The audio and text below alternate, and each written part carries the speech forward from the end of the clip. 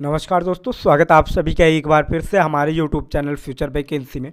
तो दोस्तों यहाँ पर जैसा कि आप लोगों को बता दें, यहाँ पर जो है एसएससी सीजीएल की तरफ से यहाँ पर नोटिफिकेशन आउट कर दिया है 2023 के लिए। तो आज हम लोग इसी के बारे में बात करने वाले हैं, तो वीडियो में अंत तक जरूर बने रहिए। यदि आप हमारे चैनल फ्यूचर वैकेंसी पर पहली बार आए हैं तो चैनल को सब्सक्राइब कीजिएगा और वीडियो को लाइक कीजिएगा, और जिससे कि इन फ्यूचर आने वाली सभी वैकेंसी और एग्जाम से रिलेटेड किसी भी प्रकार की इंपॉर्टेंट इन्फॉर्मेशन मिस ना कर सकें। और ये वीडियो अपने यार दोस्तों के पास भी शेयर कीजिएगा, जिससे वो भी जो है इस वैकेंसी से रिलेटेड किसी भी प्रकार की इंपॉर्टेंट इन्फॉर्मेशन मिस ना कर सकें। तो आज हम लोग इसी के बारे में बात करने वाले हैं, कब से ये फॉर्म स्टार्ट हो रहा है, कब इसकी लास्ट डेट होने वाली है, कौन कौन जो है डिपार्टमेंट में यहाँ पर वैकेंसी आई हुई हैं।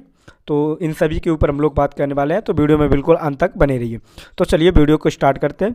तो यहाँ पर बता दें, इसके एप्लीकेशन की बात की जाए तो इसके ये जो है एप्लीकेशन वो यहाँ पर 1/4/2023 यानी कि 1 अप्रैल से ये फॉर्म स्टार्ट हो रहा है।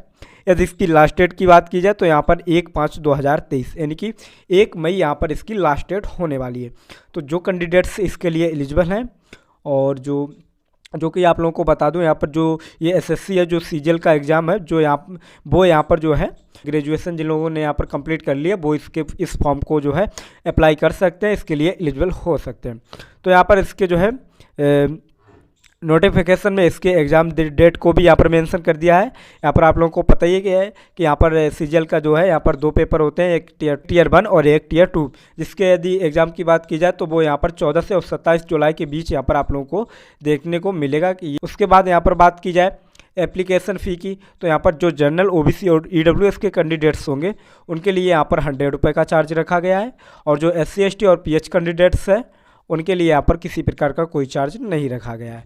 और उसके साथ साथ ही यहाँ पर ऑल कैटेगरी फीमेल उनके लिए यहाँ पर भी जो है फ्री रखी गई है फीस, किसी प्रकार का कोई चार्ज नहीं है। इसके बाद यहाँ पर जो बहुत ही खास बात है इसकी, जो यहाँ पर इसके करेक्शन डेट को लेकर, तो यहाँ पर फॉर्म फिल करते समय किसी प्रकार का कुछ रॉन्ग हो गया है तो आप लोगों को एक मौका मिलता है जिसको कि आप लोग जो है करेक्शन के टाइम पर सुधरा सकते हैं, सही कर सकते हैं। तो यदि आप फर्स्ट टाइम करेक्शन करते हैं तो उसके लिए आप लोगों से जो है 200 रुपये का चार्ज पड़ेगा। ठीक है, किसी कारणवश कोई गलती रह जाती है फर्स्ट टाइम करेक्शन करने के बाद भी, तो उसको जो है सेकेंड टाइम करेक्शन पर एडिट किया जा सकता है। लेकिन उस पर जो है यहाँ पर एक बात का ख्याल रखना होगा, क्योंकि यहाँ पर इसके चार्ज को जो है यहाँ पर बढ़ा दिया गया है। फर्स्ट टाइम करेक्शन पर आप लोगों से 200 रुपये का चार्ज पड़ेगा, और सेकेंड टाइम पर यहाँ पर जो है इसके 500 रुपये चार्ज पड़ेगा। तो आप लोग जो है ज़्यादा से ज़्यादा जो हो सके वो फर्स्ट टाइम जो है ये करेक्शन, यदि किसी प्रकार की गलती हो तो फर्स्ट टाइम में ही जो है करेक्शन करा लें, उसको पूर्णतः सुधरा लें, उसके बाद ही सबमिट करें।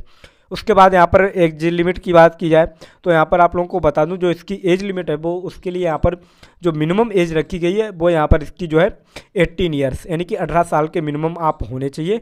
और इसकी यदि मैक्सिमम एज की बात की जाए तो जिसके लिए यहाँ पर 32 और 27 भी हो सकती है, वो यहाँ पर जो कि पोस्ट वाइज अलग अलग दी हुई है। तो इसके बाद यहाँ पर बात कर लेते हैं इसके पोस्ट वाइज की। ठीक है, तो यहाँ पर इसकी जो है अभी टोटल नंबर ऑफ वैकेंसी यहाँ पर नहीं आई हुई है, केवल यहाँ पर ये नोटिफिकेशन जारी कर दिया गया है। तो ठीक है, तो यहाँ पर इसके यदि बात की जाए पोस्ट नेम की, तो ये आप लोगों को पता ही है, कंबाइंड ग्रेजुएट लेवल सीजीएल, जो कि यहाँ पर ग्रेजुएशन कंप्लीट जिन लोगों की हो जाती है वही इसमें जो है फॉर्म अप्लाई कर सकते हैं। और इसके बाद यहाँ पर बात की जाए क्वालिफिकेशन की, तो मैं आप लोगों को बता ही चुका हूँ। आप लोगों के पास यहाँ पर जो है बैचलर डिग्री होनी चाहिए, किसी भी सब्जेक्ट से आप हो, ग्रेजुएशन आप लोगों के पास होनी चाहिए।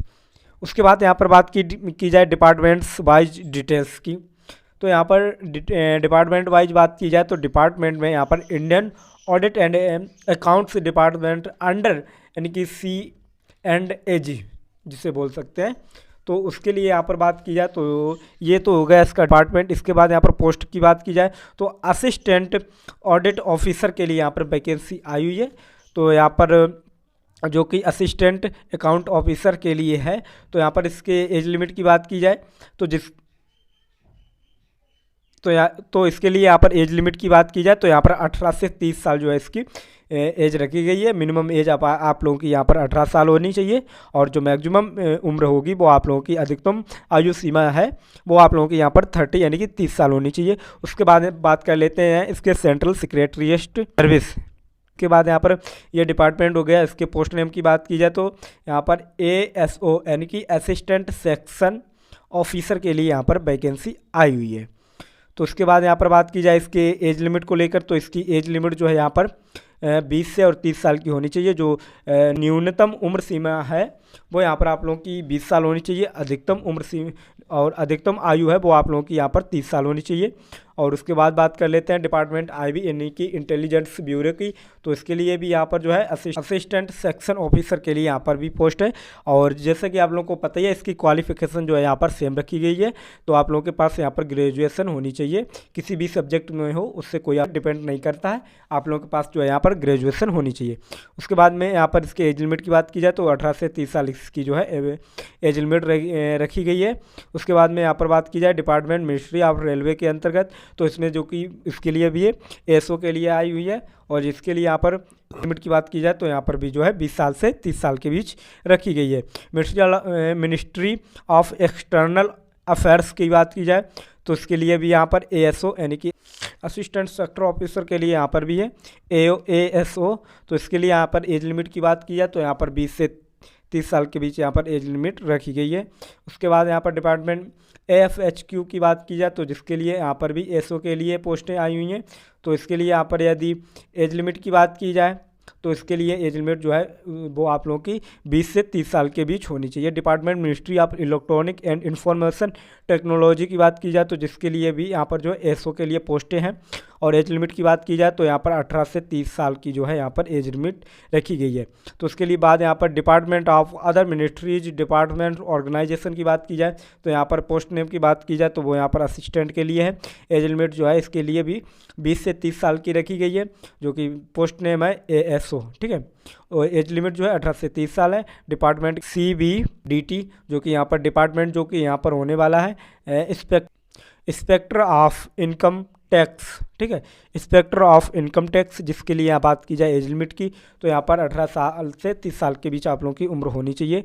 डिपार्टमेंट CBIC की बात की जाए तो यहाँ पर इसके लिए जो है पोस्ट नेम की बात की जाए तो inspector CGST and central excise, उसके बाद में इंस्पेक्टर प्रिवेंटिव ऑफिसर और इंस्पेक्टर एग्जामिनर, ठीक है। इसके लिए यहाँ पर ये सारी चीज़ें दी हुई हैं।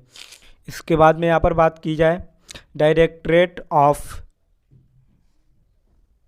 इन्फोर्समेंट डिपार्टमेंट ऑफ रेवेन्यू, इसके लिए यहाँ पर बात की जाए पोस्ट नेम जो कि है असिस्टेंट इन्फोर्समेंट ऑफिसर के लिए, तो यहाँ पर भी इसकी बैचलर डिग्री मांगी गई है।